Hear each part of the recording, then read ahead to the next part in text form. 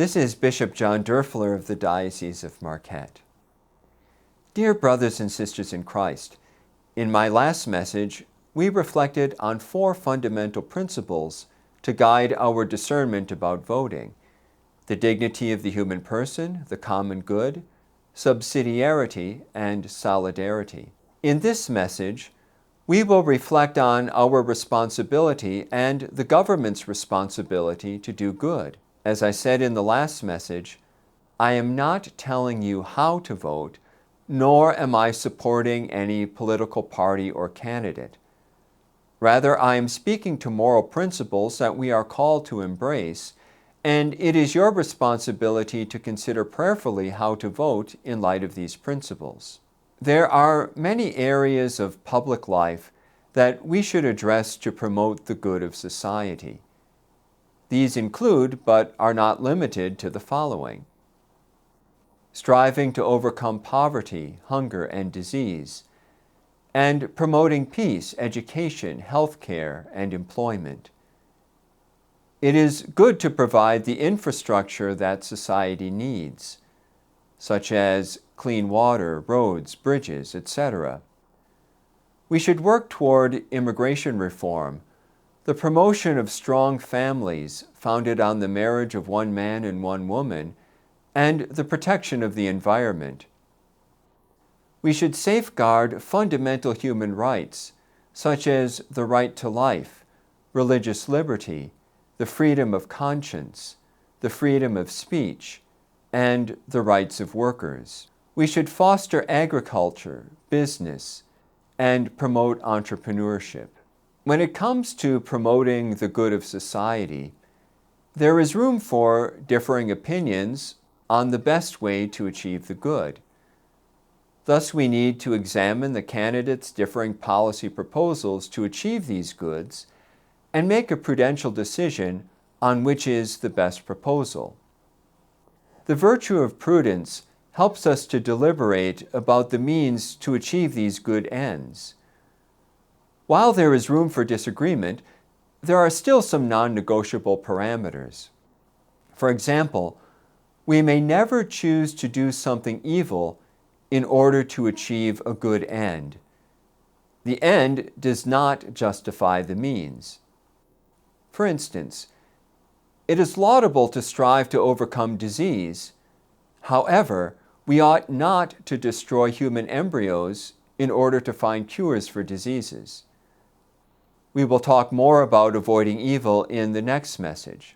In addition to avoiding evil, our prudential deliberation should evaluate policy proposals in light of the 4 principles that we considered in the last message. Let us examine 2 of the goods that we should promote in this way, namely health care and overcoming poverty. Time and space prevent me from addressing all the issues, but I hope that these examples will serve as a guide to your reasoning about the others. So let us take a look at health care. It promotes the common good for quality, affordable health care to be available, yet there is room for disagreement on the best way to do this. Each of us needs to examine the candidate's policies and determine which is better. In light of the principles of subsidiarity and solidarity, there is a preference for private initiative and local levels of government in the provision of health care. However, higher levels of government still have a responsibility if it cannot be adequately provided at a local level. Moreover, the provision of health care must safeguard the dignity of the human person and protect fundamental human rights, such as the rights to life, religious liberty, and freedom of conscience. Now let us take a look at overcoming poverty. It serves the common good to overcome poverty, yet it is a complex matter that does not admit of an easy solution. Many factors are involved. There is a strong correlation between the dissolution of families and the increase of poverty. Thus, to combat poverty, it is important to strengthen families and address the cultural and economic factors that undermine family stability. Moreover, it is important to grow the economy to overcome poverty.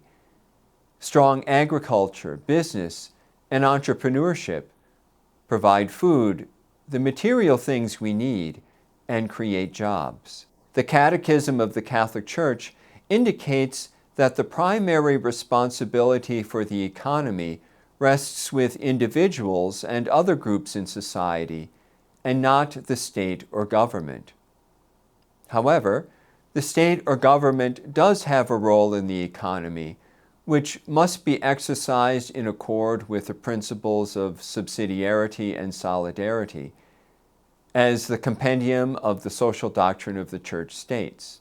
And I quote, "In order to respect both of these fundamental principles, the state's intervention in the economic environment must be neither invasive nor absent, but commensurate with society's real needs. The state has a duty to sustain business activities by creating conditions which will ensure job opportunities, by stimulating those activities where they are lacking, or by supporting them in moments of crisis.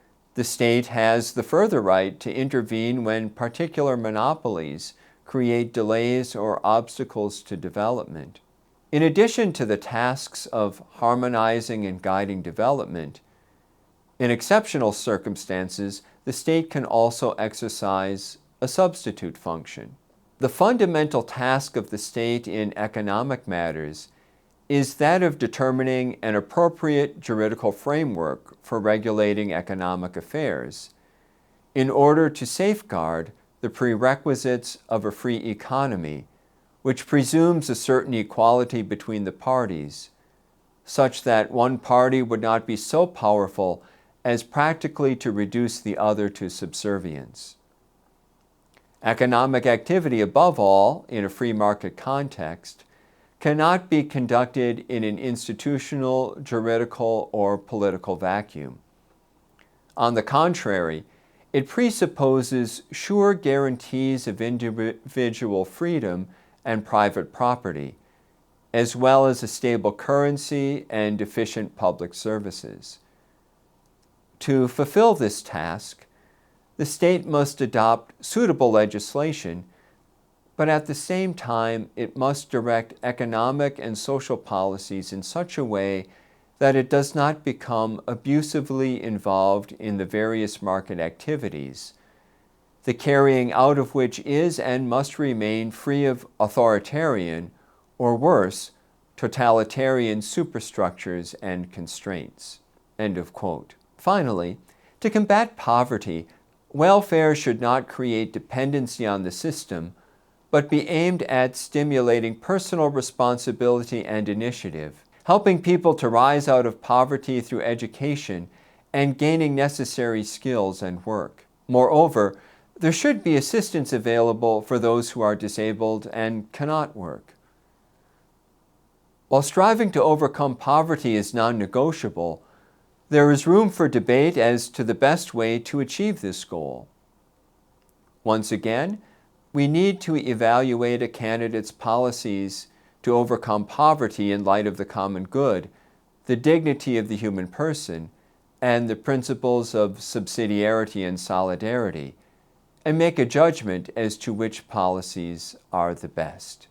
It is unlikely that we will completely agree with all a candidate's policies to do good.